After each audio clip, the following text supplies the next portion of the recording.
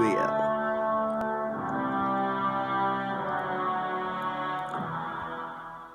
Welcome back, everyone. It's Charlie. This is going to be my new Guardians of the Galaxy 3 video. James Gunn just made a bunch of big announcements. Vin Diesel revealed a bunch of big details. We got to break it down. There's a whole bunch of Easter eggs. Adam Warlock, what's going on with Rocket, what's going on with Alpha Groot. So if you're new to the channel, be sure to subscribe to get all the Easter egg videos. We're doing an Amazon giveaway. All you have to do to enter is be a subscriber and leave all your predictions for Guardians 3 on the video. So we'll just go down the list here, starting with number 5. Guardians 3 will take place after the events of Thor, technically, but originally it was written to take place before Thor 4 Love and Thunder. If you don't remember, before it was canceled, it was actually supposed to come out July 2020 originally. We were supposed to get Guardians 3 this year, but then when they canceled that, they took it off the schedule. As their Marvel Phase 4 plans changed, they decided to do Thor 4 Love and Thunder as the Mighty Thor storyline. They still had that hanging plot teaser at the end of Avengers Endgame with Fat Thor leaving with the Guardians. Originally, they would have resolved that at the beginning of Guardians 3. I just posted a big video on Thor 4. Taika Waititi did a big live stream revealing a bunch of details, concept art, and teasers for the movie, so I'll link that at the end of this. But he also revealed that Thor is not going to be Fat Thor during Thor 4 Love and Thunder, and the Guardians will cameo at the beginning of Thor 4. So there's a small time jump between the end of Avengers Endgame and the beginning of Guardians 3 and Thor 4. But think about the timeline this way. Even after they delayed Guardians 3, James Gunn said that they didn't have any big plans to change the story, and so it was written to take place before Thor 4. So early prediction, what they'll do for Guardians 3 is just edit the beginning just a little bit so that Thor, when he cameos at the beginning of that movie, they just reference the events of Thor 4, instead of doing things the other way around and having a Thor 4 teaser at the end of Guardians 3, as they probably would have originally done. And now because the first cameo, the Guardians cameo, is happening at the beginning of Thor 4, it'll be Taika Waititi shooting that scene, so it'll be whatever his idea is for the Guardians inside Thor 4. And presumably James Gunn will just give him some notes for how he's going to leave the Guardians so that things make sense when Guardians 3 picks up. So just based on what they're saying, it sounds like Guardians 3 will take place pretty close in the timeline to Thor 4, even though Guardians 3 won't be released till at least 2022 or 2023. They're getting real weird with the timeline during Marvel Phase 4, so not all the movies take place one right after the other, even though the release schedule is one right after the other. They did the same thing for Guardians of the Galaxy 2, where it takes place firmly in the middle of Marvel Phase 3, but it only takes place in the timeline a couple months after the events of Guardians 1. Number 3, addressing the Alpha Groot in the room. Yes. So Vin Diesel did a bunch of interviews for his Bloodshot movie earlier this year, and that was when he revealed all these big spoilers and details for Guardians 3 and Thor 4. This is the clip of him mentioning Alpha Groot. Thor will also, the director talked to me about how Thor will incorporate some of the Guardians of the Galaxy, which would be very interesting. Nobody knows, but maybe I shouldn't have said anything. But I only have 2 words about that character, and it is Alpha Groot.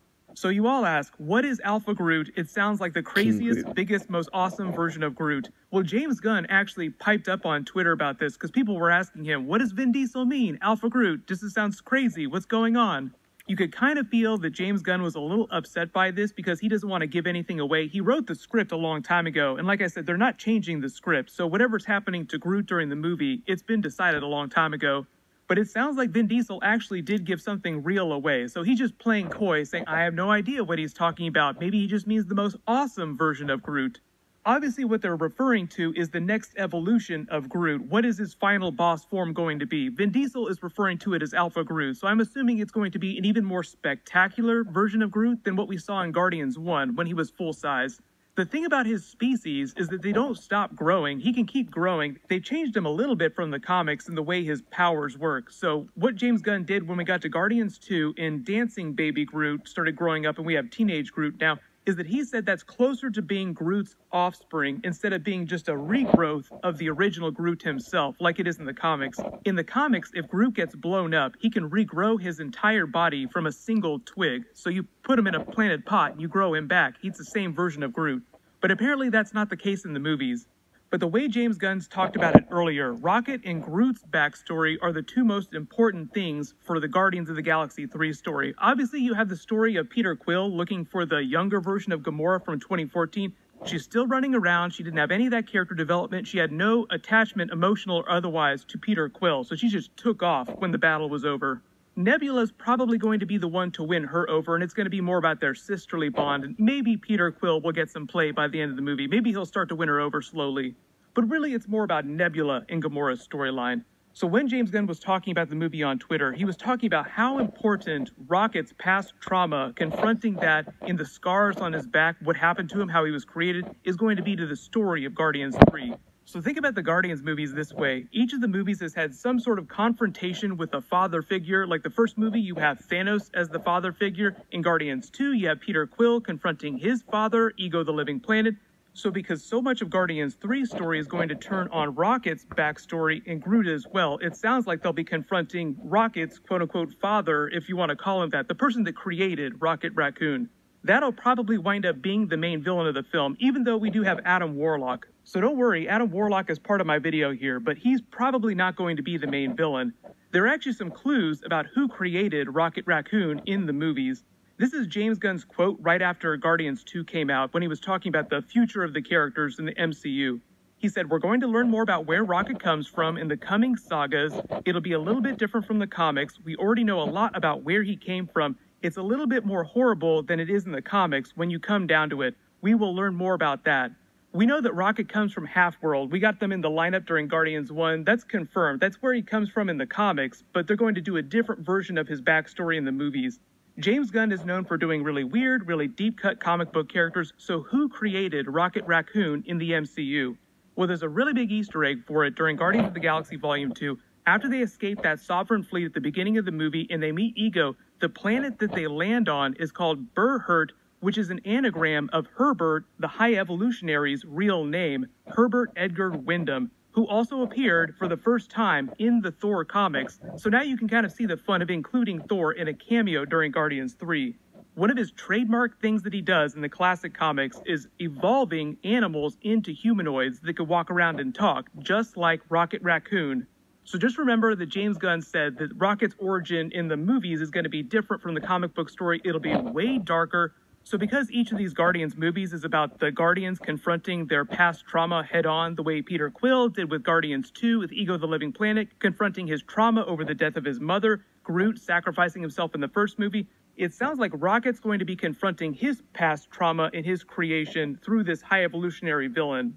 They got into that a little bit during Guardians 2 when Yondu was giving him the business. I understand why you're such an asshole to everyone else, because I used to be just like you. And it was mostly about them projecting their trauma onto the rest of the people around them. So everyone post your high evolutionary theories in the comments below. James Gunn did meet with Mark Hamill a couple years ago about doing a project together. Now Mark Hamill says that he hasn't been offered a role in a Marvel film, but I think he would be a great version of the high evolutionary if they want to do that. Then obviously number one WTF, Adam Warlock, hatching from his chrysalis cocoon and the Sovereign setting him to the task of destroying the Guardians of the Galaxy until they're able to win him over and it becomes the big play on his original comic book debut. If you're not a big Marvel comic book reader, Adam Warlock was created to be a weapon by this super advanced race. Eventually he turned into something of a space Jesus. That's kind of the way they used him for a long time in the comics. My assumption is the MCU version of Adam Warlock will be a little bit different with a lot of Easter eggs and references to his comic book origin, in the same way that all the other Guardian characters are different from their comic book versions. But as they teased in the Guardians of the Galaxy 2 post-credit scene, he is created to be a perfect being. It's a little bit like Ultron creating Vision to be a perfect being. I do like the idea of Adam Warlock eventually joining the Guardians team like he did in the comics, but I'm not totally sure long-term what Marvel's plans are for the Guardians characters, because Chris Pratt said that he wants to stick around and be in more Marvel movies, and there will be more space-based movies like Nova, the Captain Marvel sequels. Thor: Love and Thunder is the first time that they've done a fourth movie for a big franchise like that that's not an Avengers movie. But James Gunn did say that Guardians 3 is the end of the arc over these 3 films that he's done for these characters. So don't be surprised if they cycle the Guardians roster at the end of Guardians 3 somehow. Everyone let me know in the comments, what do you want them to do with the Guardians team if they don't do Guardians 4? Which other movie do you want them to show up in next? If you didn't see my last video, I'm also in the middle of an Avengers Infinity Saga rewatch video series where I go through each of the movies in the MCU, pointing out the big Marvel Phase 4 Easter eggs that we missed the first time. My next video for that will be for Incredible Hulk. You can click here for the beginning for my Iron Man video as part of that series, and click here for that brand new Thor 4 teaser breakdown and Marvel announcement. Thank you so much for watching. Everyone stay safe. I'll see you guys tonight.